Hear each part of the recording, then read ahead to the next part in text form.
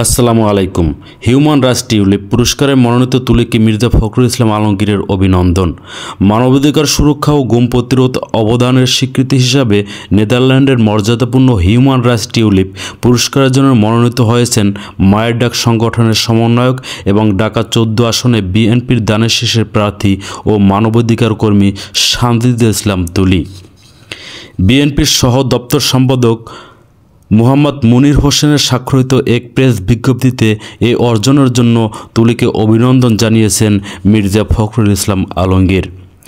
অভিনন্দন বার্তায় মির্জা ফখরুল ইসলাম আলমগীর বলেন, নেদারল্যান্ডের মর্যাদাপূর্ণ হিউম্যান রাইটস টিউলিপ পুরস্কারের জন্য সানজিদা ইসলাম তুলির মনোনীত হওয়া বাংলাদেশের জন্য অত্যন্ত গর্বের বিষয়। মানবাধিকার এবং বিশেষ করে গুমের শিকার ব্যক্তিদের পরিবারগুলোর জন্য তুলির কাজের স্বীকৃতি অনন্য ও তাৎপর্যময়। এটি বাংলাদেশের অনেক পরিবারের মুখোমুখি হওয়া কঠিন সংগ্রামের প্রতি আন্তর্জাতিক মনোযোগ আকৃষ্ট করবে বলে আমি দৃঢ়ভাবে বিশ্বাস করি। এই পুরস্কার প্রাপ্তি ন্যায় বিচারের দাবির সঙ্গে বিশ্ববাসী উৎসাহিত হবে নিঃসন্দেহে।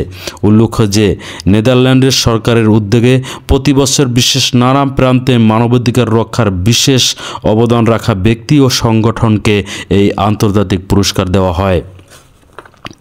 বিগত আওয়ামী লীগ সরকারের আমলে গুমের শিকার ব্যক্তিদের পরিবারদের নিয়ে মায়ের ডাক সংগঠন গড়ে তুলতে গুরুত্বপূর্ণ ভূমিকা পালন করে তুলি।